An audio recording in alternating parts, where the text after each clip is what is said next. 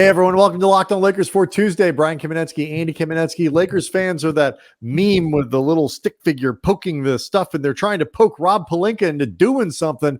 Nothing yet. That's next.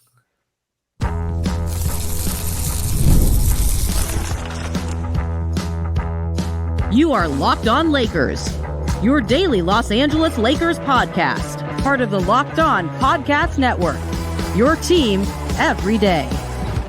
Thanks to everybody for making Locked On Lakers first listen of every day, Monday through Friday, no matter how or where you get your podcasts. This one is always going to be free and never behind a paywall. And Locked On Lakers on YouTube is where you can go hang out with 24,000 plus subscribers to the channel, all of whom wondering when the Lakers are going to do something.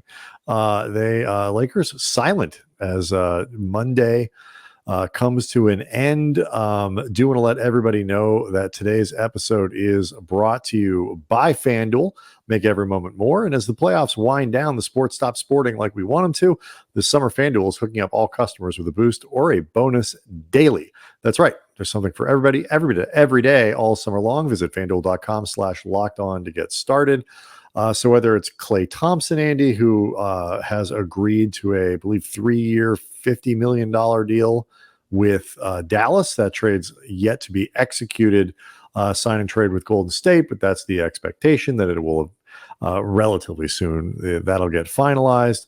So whether it's that, whatever, no action from the Lakers, and bit by bit, names are starting to come off the board that are of interest, and the Lakers just haven't been able to do anything to this point. It's a pretty weak free agency class to begin with. So, when you're not ripe with choices and names start going off the board, that leaves you with less to even seek out and work with, but also, too, the subplot of LeBron's reported willingness to take a pay cut to help the Lakers manufacture some flexibility, as long as it's a guy from the reported list of players. And to be clear, the reported list of players, Klay Thompson off the board, James Harden off the board, Jonas Valanciunas off the board, I am fairly confident that's not the beginning and the end of the list, but I'm also fairly confident that the list isn't very long. So with that in mind, you start feeling like on a couple different levels, the Lakers' options are dwindling. Yeah, and and then we'll get into some of these names specifically, because the number one name left, at least according to an ESPN article that was written on Monday, kind of updating where things stand, where the board looks like, is DeMar DeRozan, who is 100% on the Lakers' radar, and we'll talk about the positives and negatives of that. But it's not even just, Andy, the issue of free agency. There's the roster, and part of the reason the Lakers can't sign any free agents, even lower level, deeper rotation guys, they don't have the space for it right now. And I think while there's the expectation that they will open up room on the roster, it hasn't happened yet. So they could sign more than they have capacity for, but that's not a super attractive result for free agents out there, like to enter the end of that market.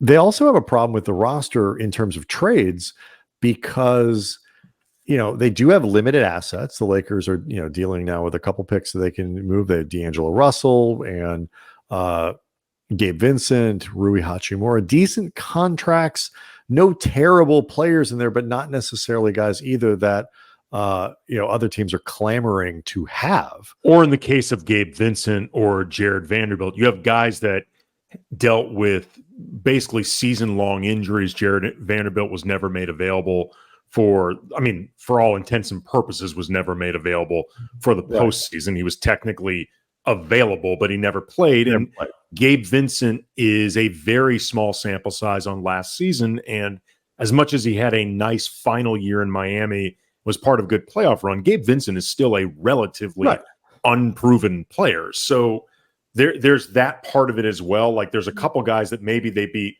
looking to trade that did not showcase themselves just available well enough to make them particularly tempting. Right. And, I think Rui's regular season was probably good enough. He's a flawed player, but in today's NBA, $16, $17, $18 million is not expected to buy you a fully formed, well-rounded player that's going to tick every box. It's just not how it works. Gets you half an Isaiah Hartenstein. Pretty much. I mean, although, oh my God, Oklahoma City. Anyway, they're good, man. That's oh my God, Oklahoma City is a topic for a show coming up later this summer. But it's also the problem with roster balance, because if you trade Rui, if you trade Vando, whatever it is, you have to bring a forward back. Like, you can't trade 2 or 3 guys from the front court for Klay Thompson. Like, so reportedly the Lakers were willing to go 3 or 4 years up to maybe, Chris Haynes, Bleacher reported perhaps even in the neighborhood of $20 million a year. So, 4 and 80, potentially that high for Klay Thompson, which no thanks. But anyway, bullet dodge. I mean, in all honesty, we'll get thank you, Lacob and Company. Well, why we're doing that, but that's a separate story, separate conversation. But unless like the final 3 years were all team options, maybe. I don't know what the structure of that looked like, but what? Anyway, you have that issue though of, okay, so they offered D'Angelo Russell. You can trade. It's not a perfect 1-for-1 because Klay Thompson, a very one-dimensional player at this point in terms of what he does offensively. He is a shooter at this point, a movement shooter, very valuable. You can do a lot of things with him. He's not as washed as I think people say, but he's never been a great passer, and he certainly doesn't do it. He's not a good, and he doesn't rebound. And he doesn't defend the way he used to either. No. And so if you trade D'Lo, you're gaining a certain kind of shooting. Russell's percentages have been very good, but it's a different kind of 3-point shooting that Klay brings versus what D'Lo brings in terms of movement and motion and how he's used in an offense. I didn't say better. I said different because I see you nodding. But the point is, Golden State didn't want D'Angelo Russell in a sign and trade. And so you can't turn around in that situation and say, okay, how about Rui Hachimura then? Like, they are very limited in what they can do, because if you pull the wrong piece out of like their little Jenga puzzle that they've got there, the whole thing can kind of fall apart in terms of balance. They need more front court depth, more wing depth. So they can't sacrifice those guys to get positional redundancy, which is in some ways what Klay would have brought. Well, this is something that you and I spent a lot of this offseason, or even the later parts of the regular season, post trade deadline, stuff like that, kind of preparing the viewers and the listeners for, like, this is not meant as an excuse for Rob Pelinka. Like, this is your job. Figure it out. It is, objectively speaking, not an easy task for Rob Pelinka right now. He is not steeped in optionality with like 10 different ways he can take this, and all he has to do is just come up with the most creative way to use all these different pieces and 5 different routes he can go. Like, no, it is his own doing that it's like that, and we're not making excuses for him. This is the job. Figure it out. But the reality is the reality. Right. But I want to talk about that because, there has been this sort of string of almosts, I guess you could say, with Pelinka, where they were in on Klay. They were in, they're sort of in on a lot of these things. They're making offers on a lot of things. And, players, whether free agents or, aren't landing with the Lakers. The trades aren't happening, like for whatever. And I want to get into a little bit of the why with that and how it might reflect on Rob next. Locked on Lakers is brought to you by FanDuel. We all love sports and love them so much. We never want those sports to end, but with the playoffs done in various leagues, right now, this time of year, there are fewer games and the sports are not sports and like we demand of them. But FanDuel lets you, lets me, lets all of us keep the sports going however you want. All you got to do is open up the app and dream up bets anytime you are in the mood. You got baseball, you got WNBA, you've got options out there, people. And this summer, FanDuel is hooking up all customers with a boost or a bonus daily. That's right. Something for everyone, every day, all summer long. So head over to fanduel.com/lockedon and start making the most of your summer. FanDuel, the official sports betting partner of Major League Baseball. So it reminds me a little bit of Darvin, Andy, what we're seeing with Rob, in that, like, we broke it down after they let Darvin go. Like, individually, you can say, oh, well, that choice is defensible. That choice is defensible. That one kind of makes sense. But like when you start to put all these things together and you link them together, there's just sort of a pattern of whether it's sort of excuse making or, you add it all together. It's like, okay, fine. Maybe there's reasons for all the bottom line is it ain't working. And there's some of that, I think, at play here with Pelinka, because, you go back to the deadline last year and it's like, okay, well, I don't know what trade. I'm not here to say go make a bad trade so you can say you made a trade. That's stupid. No, we have very much both spoken out over the years against performative trades. Yes. Like I'm not interested in the Lakers just doing something. Do something, Rob. Like, no, I would rather them do nothing than make a bad trade. Example, Westbrook Russell. Yes. And so, but what they said at the time was, well, we're going to hold up because in the offseason, they made it very clear in the offseason, we're going to have 3 picks and we're going to be able to make a lot of bold moves. And look, the market changes.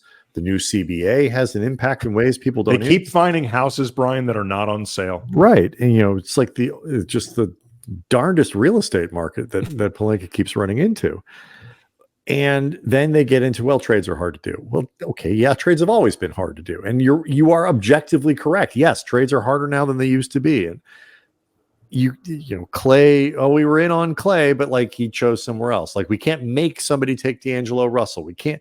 Okay, at some point, like your job is your job. And it's a hard job. Again, aside from the part about never being fired, but that part's easy. I can't, it's hard to point to because we have incomplete information too. Like, I don't know what they've offered for X, Y, and Z. I don't know what teams turned down from the Lakers that didn't turn down from it. Like, did Atlanta make a bad move, like based on what the Lakers offered versus what, what The Pelicans, New Orleans eventually did? Maybe. I don't know. I don't know the exact details of what was it. I do wonder, like, did the Lakers leak, 4 and 80 for like to say, hey, they didn't want D'Angelo Russell. If that's the case, well, that's real dumb because 4 and 80 for Klay is stupid. But also, like, I realize D'Angelo Russell knows that he's on the trade block and opted into his contract with the assumption that he would be on the trade block. But do you need to make a thing out of the idea that nobody wants D'Angelo? Right. You don't want to starting point guard. You don't want to reinforce an echo chamber of we have a distressed asset. Right. Like, what do you want us to do about it? The distressed asset that we brought. Try to trade this guy. You try it. I can't do it. You do it. And look too, like, I know that when Dallas made their run to the finals, there were a lot of people, whether Laker fans or I saw some people in Lakers media, like complaining that the Lakers could have made a move for Daniel Gafford or made a move for PJ Washington. And the difference, though, and this is not excuse making for Rob, because it's Rob's job to have, these sort of contracts on the books, things like that. But Dallas gave up picks to bring in Washington and Gafford, and they gave up players, but all the players they gave up were out of the rotation. Mm-hmm. They happened to have some guys at salaries that worked that were out of the rotation. So it wasn't a problem to attach picks to them to bring in Gafford or Washington because you're not hurting your rotation. Like for the Lakers to have had those type of equivalent moves with like those salaries, they would have had to give up, say, Austin Reeves for PJ Washington or Daniel Gafford. That's a terrible trade, particularly for Gafford, who would have been a backup behind Anthony Davis, like be playing 15 minutes a night. Or, PJ Washington, I don't know if he doesn't fit quite as cleanly with the Lakers as he did with Dallas. But either way, too, like who you have to give up matters as well. And this gets back to what we were talking about before. Guys like D'Lo, like Rui, like Vanderbilt, fully healthy. These are their top 6 guys. Like these are not disposable players on this roster, which doesn't mean, by the way, that they should be off the table. Dallas giving up, it reportedly is going to give up Josh Green in this Klay deal. Wouldn't mind keeping. He's not that. I don't think he's that great. But the point is, Josh Green is not fundamental. I mean, he was a contributor on that team that went to the finals. There's no question. But he's not fundamental to. Sure. No, absolutely. He does not.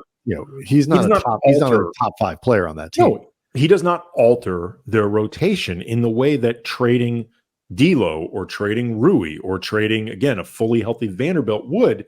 Doesn't mean you can't move them, but it makes moving them more complicated. Right. It just does. It's, it also too, you got to be able to replace them. And that's all of this, by the way, just as a side note, is still a function of the Lakers trying to climb out of the hole they created in the Westbrook trade. Like it is still the original sin of every Lakers roster since then. And like it is, you can draw a line back to it because while Rob, again, with that trade deadline to Adisa, I thought he did a decent job last offseason. In hindsight, certainly, I think the willingness, and I think other teams do this, but like we will see far fewer 1-and-1s on these veterans minimum contracts and stuff going forward. Like there's just going to be far less of that going on as contracts get a little harder to come by. But, I mean, the bottom line is they gave 3 of those guys 1-and-1s and none of them outplayed their contract to the point where they felt like they could go back on the open market. I think the Lakers thought they were going to Malik Monk everybody again, and it just didn't work. And so now you have roster spots tied up too. But all of these things are a function of where you put yourself because of that trade. It's interesting. Let's you or not. I know. I mean, I was okay with Klay, like certainly as a free agent acquisition. So like at a mid level as like one of the impact guys LeBron would have accepted. I was okay with that. It's a little more reluctant in a trade depending on what the Lakers give up. But I know, I think 480 is crazy, and you were really not wild about this idea at all. I mean, I would have been okay with it. I also don't think Klay would have massively helped the team. So I don't think it's a major miss in terms of what the Lakers could have had. Again, particularly start thinking about what it might have been as an actual cost if it turned into a sign-in trade. Like, then I really don't think they actually get any better, and they might become more hamstrung moving forward. But the Lakers, I mean, they're in a very difficult position to make those kinds of trades. Would I have been screaming and complaining if they had, signed Klay with the full, taxpayer or the full mid-level? No, but I'm not like weeping over the fact that they didn't get him either. I don't think he would have made him that much better. The next, I mentioned earlier in the show, the next guy on the list for the Lakers reportedly, I've seen like they're going to make an offer to Lauri Markkanen for Lauri Markkanen to Utah. And unless they're allowed to like use other teams' picks and players, that's not going to be a thing. So we're looking at DeMar DeRozan. He is the second ranked free agent left on ESPN's big board. The first one is LeBron. So for all intents and purposes, DeMar DeRozan is considered the best remaining free agent. Would he be a decent fit? We'll get to that next.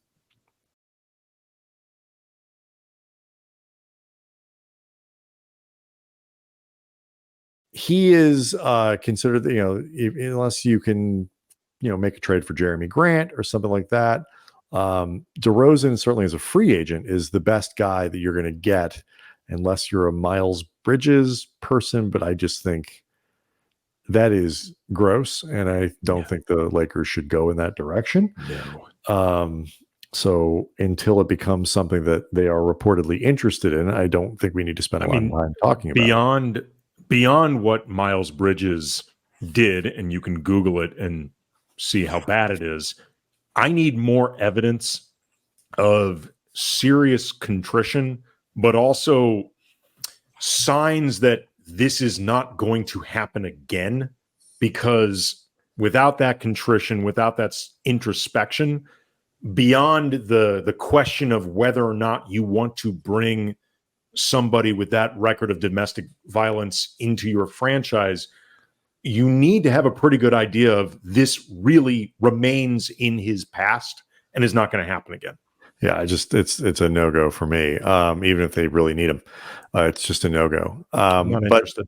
The DeRozan thing, it is like if you're going for guys who are offensive players, and he and Klay are both offensive players, you can't find two guys whose contrast is stronger probably than DeMar DeRozan and Klay Thompson. What's your thinking about DeRozan? I think there are certain things DeMar DeRozan still does very well. He can still get buckets in his sleep. From the mid range, he remains deadly. He is a fourth quarter killer. He is somebody who can take over games down the stretch. He has become a terrific playmaker. I think actually his playmaking skills have kind of flown under the radar because he's been playing inconsequential basketball for San Antonio and Chicago the last, ever since getting moved from Toronto. He's really become quite a good playmaker, but he's not a particularly for people who don't know, 7 straight seasons averaging 5 or more assists. Yeah, I mean, he's really become quite good at this. That being said, though, he is not a floor spacer of any kind. Nope. He is not a player with a high utility off the ball. Maybe JJ Redick can be creative about this, finding different ways to either utilize him as a cutter or utilize other guys as cutters, people like, guys moving off ball so he can help facilitate things like that. But he, despite having a lot of skills offensively, he is not a natural clean fit for what they have there. And defensively, he's not good. He's not a good defender. Right. Obviously God is in the details here. Like, how do you are we going 480 for him too? It will say you look him up, and DeRozan will be 35 when the season starts. He's a little like LeBron in the sense that like the decline is not there. DeRozan plays, he is available, he's remarkably durable. 1, 2, 3, 4, 5, 6, 7. In the last 7 seasons, 5 of them he's played, 6 of them he's played 68 or more games, and in 5 of them over 70.